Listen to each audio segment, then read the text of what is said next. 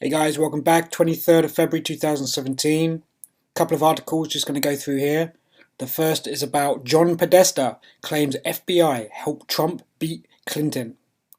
Now, with all this Pizzagate stuff that's going down, the whole fact that Podesta is front and center for everything that's going on, it takes a lot of the heat off of the other cabal members. And let me just read these couple of sections out to you.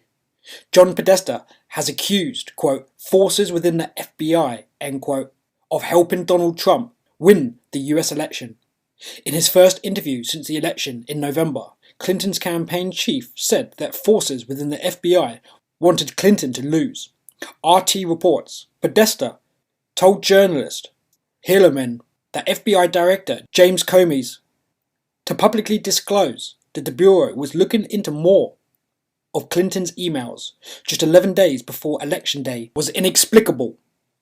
Podesta said he believes there are only two reasons why the FBI would pursue Clinton in the public way they did. Quote, there are at least forces within the FBI that wanted her to lose. I'm not sure they really understood the alternative, but they wanted her to lose. I think that's one possibility, end quote.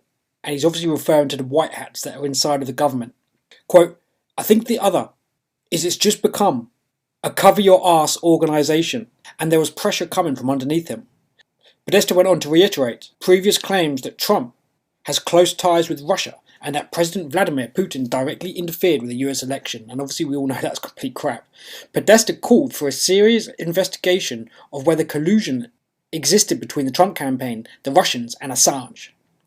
Referencing Julian Assange's WikiLeaks organisation, which leaked 60,000 of Podesta's emails in the run-up to the election, quote, there's legislation pending to create a 9/11 style independent, bipartisan, meaning of or involving the agreement of cooperation of two political parties that usually oppose each other's policies, out of Congress commission. The Republicans, and the House in particular, show no interest in moving that legislation forward. But we should get to the bottom of it. And there's a video up on YouTube about the Podesta hacking. Looking back, Podesta blames the completion of the DNC hack, his email leaks, and the reintroduction of Comey's FBI investigation so late in the campaign as the ultimate recipe for Hillary Clinton's failure to secure a majority in the Electoral College, which is all just crap because the numbers were just way too low and the people just don't want Hillary. It's that simple. It's the people are more than aware of what has been happening with the governments for the last couple of decades, and it's now got to that snap wake-up time where people have had enough. It's that simple. So it goes on to say, not surprisingly, Podesta's claims are not going down too well. The Rothchild family appear to be distancing themselves from the Mr. Podesta, who has been a main character in the child sex scandal known as Pizzagate. Linda Rothschild, who is a close friend of the Clintons and a DNC backer, called Podesta a pathetic and a loser. In a tweet, the wife of Evelyn de Rothschild blamed Podesta for the Clintons' downfall, accusing him of destroying the family. And obviously her tweet's there.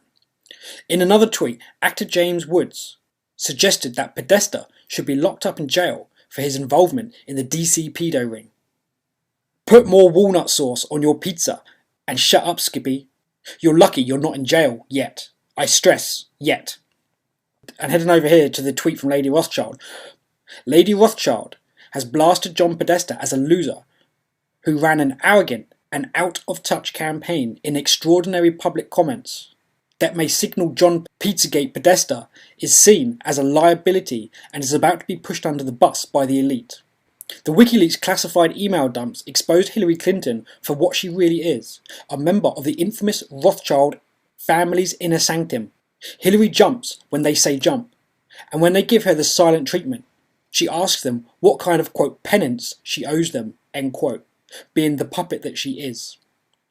The elite have turned on John Podesta, as the personal insults in Lady Rothschild's tweets suggest they have.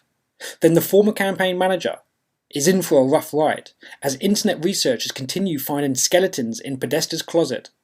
It would be foolish to bet against James Woods' claims that Podesta will be in jail soon as the establishment stop protecting him. And here's the WikiLeaks email from Hillary Clinton to Linda Rothchild. Lynn, I was trying to reach you to tell you and Teddy that I asked Tony Blair to go to Israel as part of our full court press on keeping the Middle East negotiations going.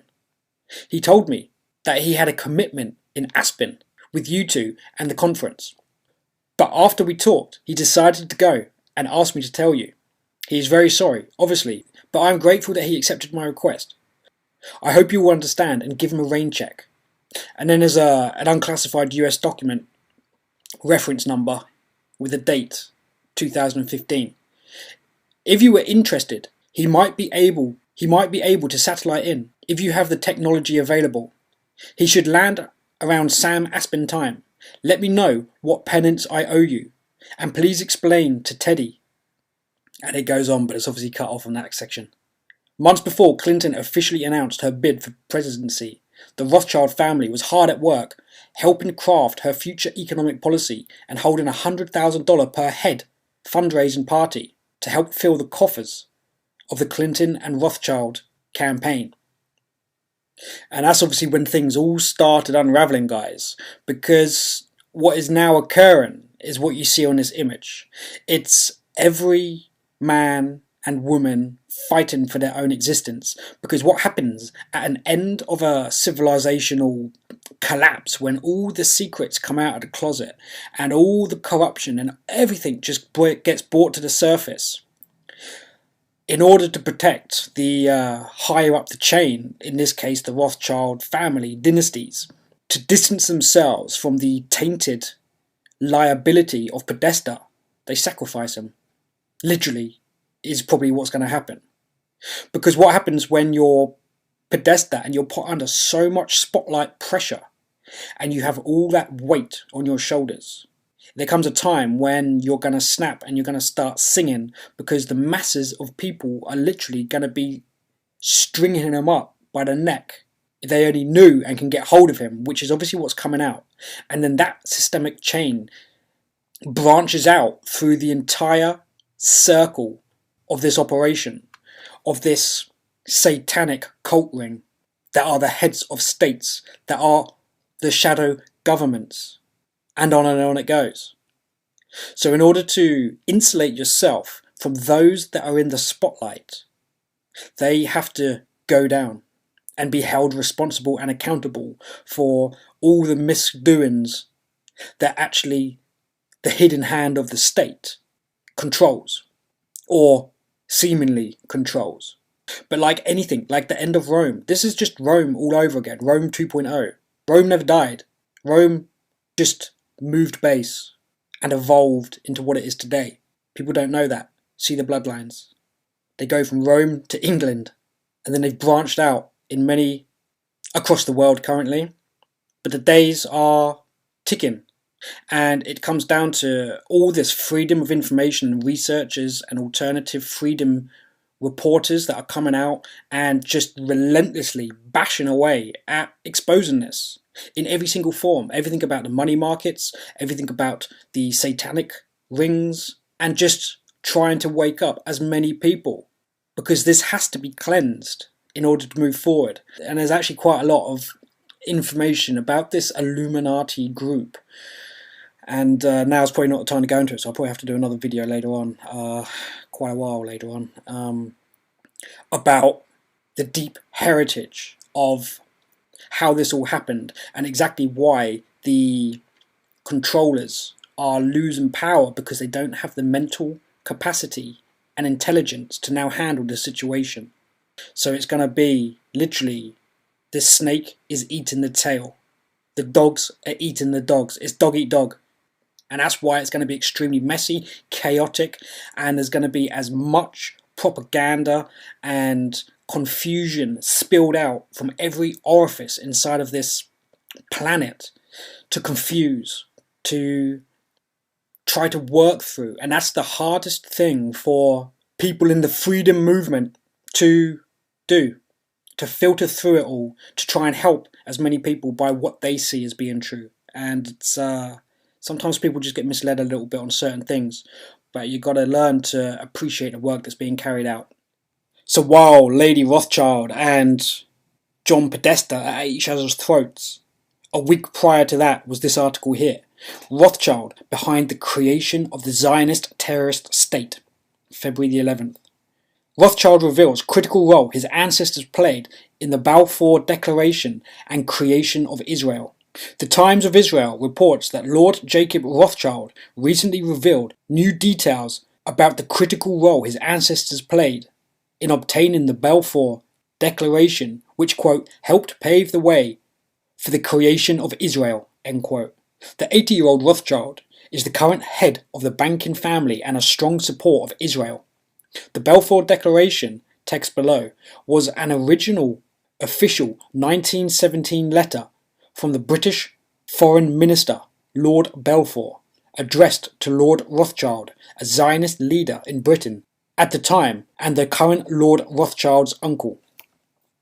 During a television interview, the Times of Israel reports that Balfour revealed for the first time the role of his cousin, Dorothy de Rothschild. Rothschild described Dorothy, who was in her teens at the time, as, quote, devoted to Israel, end quote, and said what she did, which was critically important. Rothschild said that Dorothy connected Zionist leader Chaim Weizmann to the British establishment. Dorothy, quote, told Weizmann how to integrate, how to insert himself into British establishment life, which he learned very quickly, end quote. Rothschild said that the way the declaration was procured was extraordinary. Quote, it was the most incredible piece of optimism, end quote. Quote, Weizmann gets to Balfour, end quote, Rothschild described. Quote, and unbelievably, he persuades Lord Balfour and Lloyd George, the Prime Minister, and most of the ministers that his idea of a national home for Jews should be allowed to take place. I mean, it's so unlikely, end quote. The interview was conducted by former Israeli ambassador Daniel Taub as part of the Balfour 100 project. Taub interviewed Rothschild at Weddesden Manor in Buckinghamshire, a manor bequeathed to the nation by the Rothschild family in 1957, where the declaration is kept. According to Ambassador Taub, the declaration, quote, changed the course of history for the Middle East, end quote. The Times reported that Rothschild said his family at the time was divided on the idea of Israel, noting that some members, quote, didn't think it was a good thing that this national home be established there, end quote. Dorothy's letters are also stored at Weddesden. They describe her later dealing with diverse Zionist leaders and her advice on the organisation of the Zionist Conference, according to the Times. Rothschild said that the declaration went through 5 drafts before finally being issued on November 2nd, 1917. Alison Ware reports in her book, Against Our Better Judgment, the hidden history of how the US was used to create Israel, that drafts of the declaration went back and forth to Zionists in the United States before the document was finalized. The main writer was secret Zionist Leopold Emery. Balfour Declaration text. Foreign Office, November 2nd, 1917. Dear Lord Rothschild, I have much pleasure in conveying to you, on behalf of His Majesty's government, the following declaration of sympathy with Jewish Zionist aspirations, which have been submitted to and approved by the Cabinet. Her Majesty's government view with favour the establishment in Palestine of a national home for the Jewish people, and will use the best endeavours to facilitate the achievement of this object. It be clearly understood that nothing shall be done which may prejudice the civil and religious rights of existing non-Jewish communities in Palestine, or the rights of political status enjoyed by Jews in any other country. I should be grateful if you would bring this declaration to the knowledge of the Zionist Federation. Yours, Arthur James Balfour. So guys, that's probably why the UK doesn't do anything to members of the Zionist members, because legally they can't. Anyway guys, let me know your thoughts and opinions on these articles, and I'll see you on the next video.